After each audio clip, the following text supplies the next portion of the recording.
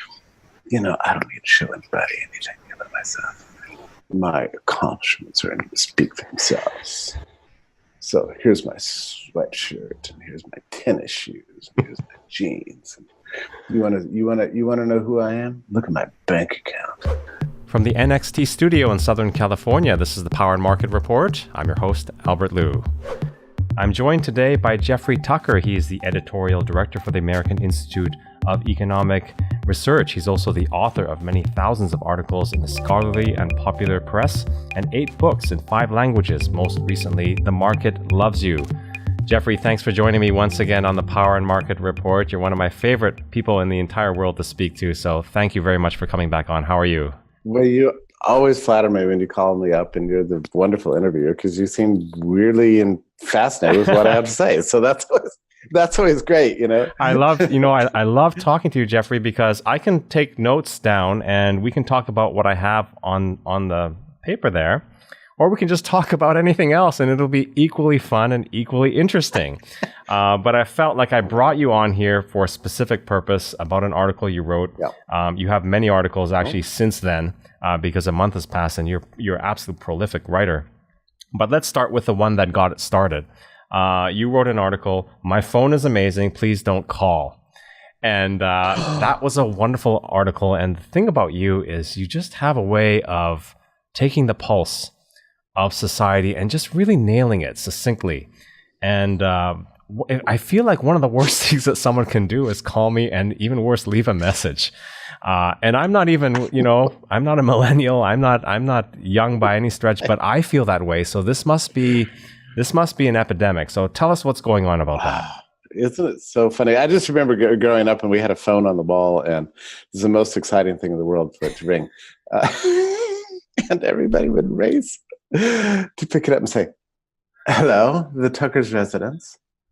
And you had to wait to find out who it was because there was no I think there was a word for this, but where you could discover who was calling. That was a big innovation by itself. But we loved answering the phone and loved talking on it.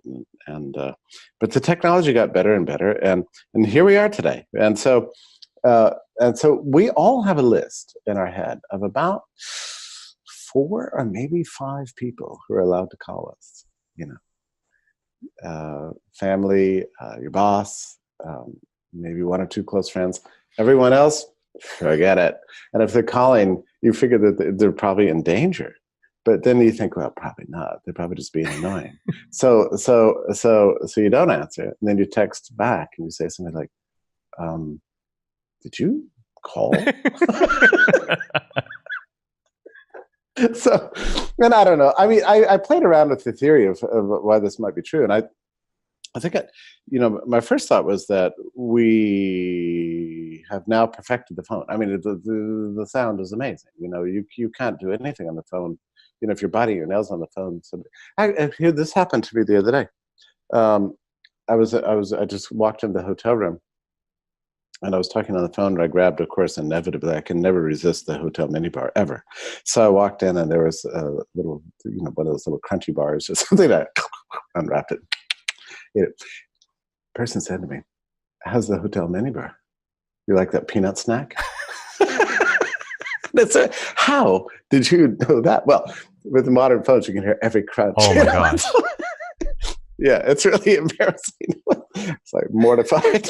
But so that was my first theory, that we don't like something once it becomes, just unbelievably perfect. But it is actually an amazing irony. We worked for 100 years to improve the phone. Now it's flawless, and nobody wants to talk on the phone anymore. But actually, I think it has something to do with the theory of money. With barter, and I wrote this in the article, that with barter you need a double coincidence of wants. So you have to want my chicken, and I have to want your blueberries, or else there's not going to be an exchange. So what we really want is the indirect exchange, so that I acquire something that I can hold onto, and presumably it's going to be a store of value, and exchange at a later time for something I really want. So you don't have to have a double coincidence of wants. Well, the problem with phone calls is they require the double coincidence of wants. It's more like barter than money. And texting is more like money. So you text, you answer the text when you want to.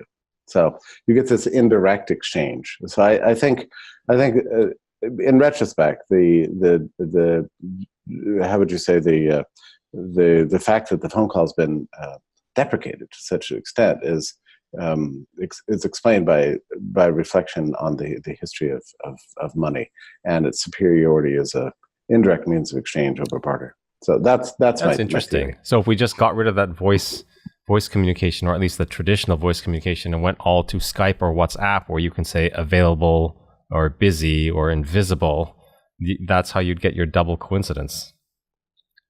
Yeah, I guess that's right. And you said something about how you're annoyed by voicemails, but what I find is actually one of the most extraordinary technologies that, as far as I know, has never been commented upon by anybody. It was the one day in which my phone began to render voicemails in text form. That was great. So now you're like, oh, some annoying person sent me a voicemail. I just don't even want to sit and listen to it. But then you notice that you can just click on the button and it shows the text. Now, do you get a lot of voicemails still? I do, but I do, but mostly from spam calls, right? I mean, so now you can just, and I think spam has also hurt the industry. Don't you think that has a big part of it? It's also with snail mail, Jeffrey.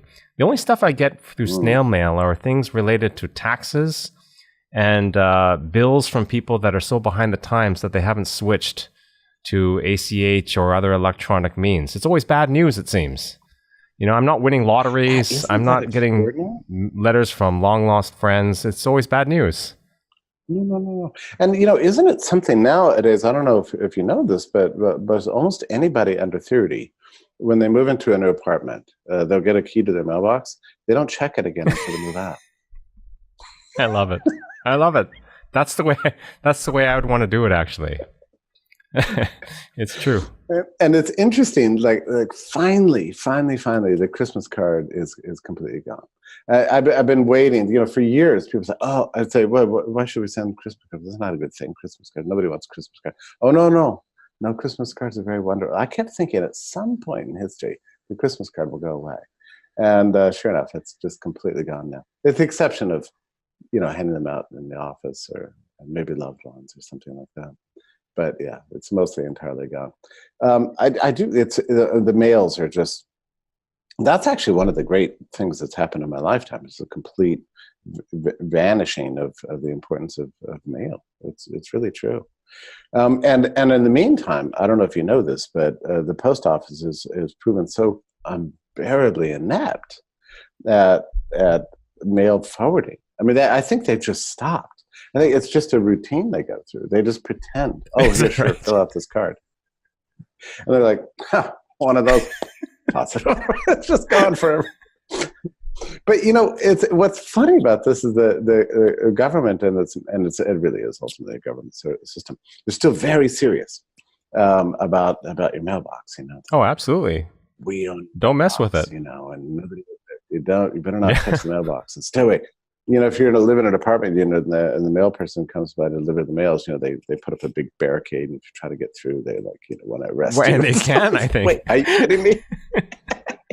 No, they can't. Are you kidding me? But I don't know. Our technology, and this is the reason I wrote this book, The Market Loves You, because the market is just always trying so hard to figure out a way to make your life better, and it's not always obvious what that is or how that is, because our tastes change. We change as people. Entrepreneurs are constantly working to try to figure out what it is that they can do to improve our lives and get rid of the thing that's no good and give us something else that we like better, even when we don't entirely know what it is. And I don't know. I can never stop marveling at what a wonderful gift this is, and I get frustrated with it because it's so lovely that we just take it for granted, and we take for granted our rights as sovereign consumers. Let me just give you two quick examples. We don't have a lot of time, but I was in an airport bar the other day, and so a man said, "Yeah, can I have some rum in my coffee?" And she said, and the waitress said, "Yeah, sure. Can I see your ID?" And he's like, "Look at me. Look at me. I'm in my 50s. Why are you asking?" "Well, it's something we're required to do." "You know what? Screw you and your rum. I'm going to take my business elsewhere." And he stormed off, and he got off. And he went away. And I thought, well, that was pretty rude. And then I thought about it. This is a man who's in an airport, who's probably presented his ID 5 times before he got to that bar to various government agents, right? And he'll do it 3 more times before he gets on the airplane, and do it another 3 times before he gets out of the airport at his final destination. So you live and die with this stupid ID, and you never question it. It's like government, tells us to do these things. But and if he said that to the TSA, I mean, the man would be languishing in jail today. Right. But we take for granted our rights as consumers anytime we have any connection with commercial culture, and we push back, and we know that we have power, and sometimes we abuse that power at the expense of innocent parties like waiters and waitresses and that sort of thing. And I think it's particularly bad at airports because people are so caged, that it frustrates them that when they get the slightest chance to exercise some element of their autonomy and sovereignty, they do it in brutal ways. Let me counter that maybe and say that the airport is an interesting juxtaposition between the state and the market, because within these limitations, you do have market activity. And I think, this is speaking personally, I appreciate the market even more inside the airport, because there's just the little things that they do to make your life. I mean, yeah, I know that sandwich costs $15, but it's so much better than what you're going to get on the plane. And, or maybe you can get a shower after a long flight because they have one of those in-terminal hotel things. Like, no, it's not free market, but it is commerce nevertheless. And it is a choice. Oh, I agree. And it's so beautiful, it's just, and what's happened to airport commerce is really one of the great untold stories. I think there's actually a book about it that came out, but people don't reflect on it. I mean, it's a whole world of shopping. It's all very beautiful. And wouldn't you know, I don't know if you picked up, I don't know if you followed the travails of AOC, this so-called Alexandria Ocasio-Cortez, in her daily ramblings about this and that, but she was at an airport, just going to the airport, and she was all upset that she found a croissant that was $7, and she tweeted about it. This is an outrage, Wow. She has an instinct for hating the good and loving the bad. Wow. Yeah. But anyway, I wrote this book because I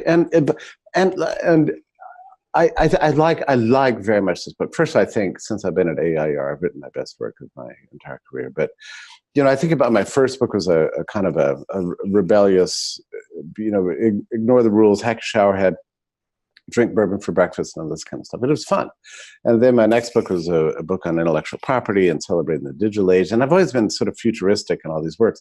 This book is mostly filled with nostalgic essays about the glories of iron skillets, of mechanical clocks before there was electricity, and the Edison 1916 phonograph, and the piano market from the late 19th century, and all this, the way the market has loved and cared for us with technology, and the way it evolves, and how our technology kind of puts a signature on the meaning of our lives. I do nothing bothers me more than people who say that I was born in the wrong era. No, you were born in exactly the right era. And these are the best of times, really. I was just in Budapest, and I was up against a French socialist with a scarf around his neck. But and he and the question was whether we should have growth or not. And I thought, well, this is a no-brainer. I'm gonna stand up and argue that we should all have better lives, and he's going to stand up and argue in favor of poverty, and I'll destroy him. Well, I was wrong. I lost the debate 60-40. So I guess I came across like, the advocate of greedy capitalism and more consumption and so on and so on. And he was up there saying, no. Look at all these global corporations and it's Frankenfood and this fast-paced life and your phone and the dinging. Our really good times in our life come with good friends and over wine. That's when our special moments in our life come.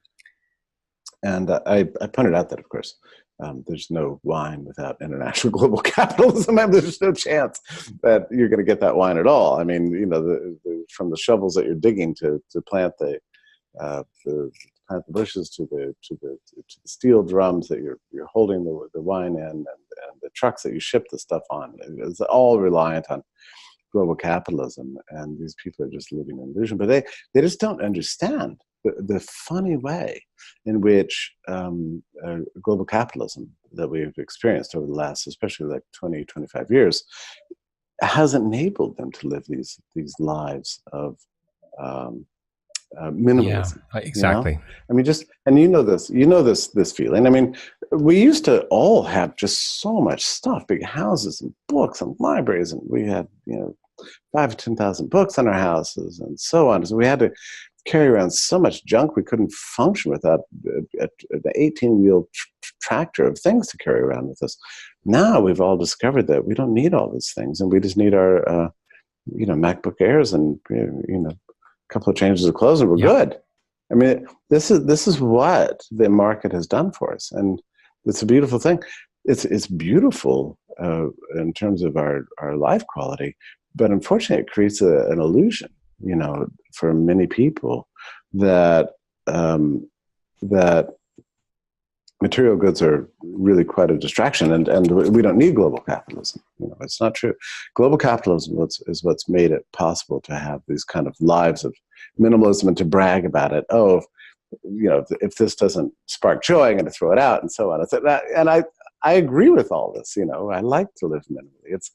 It's more comforting, but it's been made possible by the market. That's one of the many ways the market loves you. And the subtitle of my book is why you should love it back. I think that's a great concept, Jeffrey. I think you were probably trying to argue iPencil, and he reduced your argument to a defense of Monsanto and Goldman Sachs, with the public perception as difficult to surmount, right? It is very difficult. I lost the debate 60-40. And I was just devastated by this. And I said to somebody afterwards, how is it possible I could have lost that debate? But the explanation was, this is a conference of 20,000 people, mostly all students in Budapest and Central Europe. And the explanation of the person who was watching it said, well, what do you expect? They're all college students. They're socialists. They don't have any stake, and they have no knowledge, and they have no experience. And college naturally just breeds socialism. But once they get out into the real world, they give that up. Don't worry about it. It's an amazing statement, right? I don't know if it's that obvious, but so I had 20 minutes to try to persuade this audience of kind of an iPencil type story, and I'm sure I didn't do the best job, but it's very disturbing. I mean, if you've read iPencil, which we all have, it's anything but simple.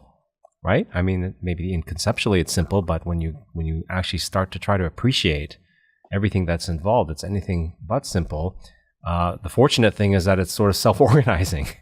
The market sort of guides itself in that way. I think this haunts you, and it haunts me. It haunts everybody who loves economics and appreciates the markets and worried about the future of civilization. That ultimately the case that we're making is a little bit abstract. And it requires several layers of understanding, maturity, and logic. And it's very upsetting, which is one of the reasons in all my writing I try to be as tactile as possible and just try to think in the smallest, most concise way about the difficulties of everything. From ice cream to ballpoint pens to iPhones, or really anything, pants, which weren't invented till quite late in the Middle Ages and so on. So I try to convey the complexity of economics and how luxurious it is, that it just hands us so much, but there's a gigantic, what Hayek called an extended order behind that we desperately need to understand it. We need to understand it. I think that the market needs people to love the market, or else we're going to lose it. It's under fire every day from both the left and the right, and I, probably like you, toggle back and forth every day. What's the biggest threat? Is it the left? Is it the right? I don't know, but everybody seems to be against markets these days. Yeah. I want to talk about, well, actually, let's hit one more point, because it sounds like while you were in Hungary, you caught Jordan Peterson. Is that? Yeah, sure. So sounds like you're an admirer. Can you tell me what you thought about his talk? I thought his talk was absolutely extraordinary, just wild, really. And he was overwhelmed with emotion, I think, looking at a sea of admirers who appreciate his work, and his moral courage that he's exercised in the course of his public career, and appreciate him as kind of a man who's been under assault. I mean, from all sides and somehow prevailed, and just was the affection of the crowds were pouring over him, and I think he really appreciated it. The guy is.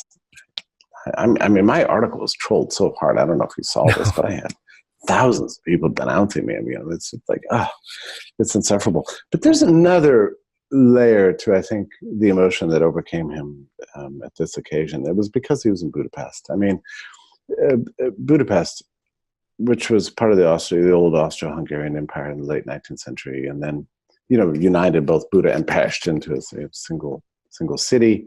But after World War I was actually invaded by the Soviets. Can you believe that? I mean, briefly invaded by the Soviets after World War I, and then, of course, by the Nazis. There was the Nazi terror, and then, wouldn't you know, here comes the Soviets again. So it's been a long and difficult road for Budapest. Oh, and then bombed by the Allies. I mean, they blew up all the bridges and damaged so many buildings. Prague was spared, but not Budapest. And so coming out of that whole period, whether it was Nazism or twice invaded by the Soviets, and the mandatory poverty of communism, and the rebuilding of the city, and then finally the final collapse of communism, and then the flourishing of the city, which is it's one of the most exciting places to go in all of Europe. It's just a wonderful place in so many ways. Such a vibrant and young and enterprising city. I think Jordan was overwhelmed because he's such a historian of totalitarianism and that period, that he was just absolutely overwhelmed at the resiliency of human nature. It overwhelmed him. Jeffrey, I'm curious about one thing. Given your reach, I mean, I know that you reach far beyond the audience that I follow, but still, it is a little surprising that you would get trolled so hard on that article. Oh, I know. Why do you think? Which part of the audience was it, and why do you think they came at you like that? About the Jordan Peterson. Well, it was the historians in this case. I never know which community is online which is more toxic. I used to think it was the alt-right. And then I thought it was Bitcoin maximalists. Now I'm convinced it's the academic historians. They're the real problem. So, they got upset because I called them a historian. Oh, okay. That's it. That's the whole thing. I mean, it's a guilt. And they think that if you're going to think about history, you have to have you must get a PhD in history and be certified by your through peer review, or else you can't care about history. You can't believe that you know history. And the beautiful thing about Jordan is that he is a great historian. I have to tell you one line that he said that just ripped right through me and everybody else in the audience. Because he said, he was talking about the history of Budapest, and he said, look, I understand this history. He said, when I read about the history of totalitarianism and terror in the 20th century, I read this history not as a hero, not as a victim, but as a perpetrator. Because the evil they did is an evil that resides in all of us. Jeffrey, thanks so much for taking time to join me today. I know we're running out of time here. I just want to remind the viewers of your new book, The Market Loves You. You can reach Jeffrey Tucker on Twitter at Jeffrey A. Tucker. He's the same on Instagram at Jeffrey A. Tucker. And he blogs frequently at the American Institute for Economic Research at AIER.org. Jeffrey, any last words for the viewer before we sign off? I would say that there's no excuse for not buying my book. I mean, it's $5 on Kindle and $18 on Kindle. And I tell you, it's my best work in my career. It's very hopeful and enlightening essays. I wrote it out of love. I hope you love it too. Jeffrey, please send me the links for that book. I'll put them in the description of this interview. Thank you so much for joining me again, and I can't wait to do it again.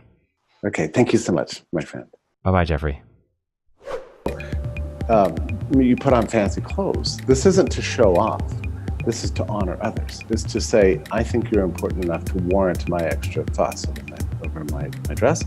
But it's a simple point. But a whole generation failed to understand this point. And they thought that the purpose of dressing up was to show off. So now you have a new generation of these new young billionaires who had no training in civic norms or manners or gender relationships or any kind of sense of obligation to others. And they thought that dressing up was a way of showing off. And they said this utterly idiotic thing. I don't need to show anybody anything but myself. My accomplishments are going to speak for themselves. So here's my sweatshirt. Here's my tennis shoes. Here's my jeans. You wanna know who I am? Look at my bank account. Don't look at my suit, right? So this is arrogance, and it represents a fundamental misunderstanding of the purpose of fashion, the purpose of dressing.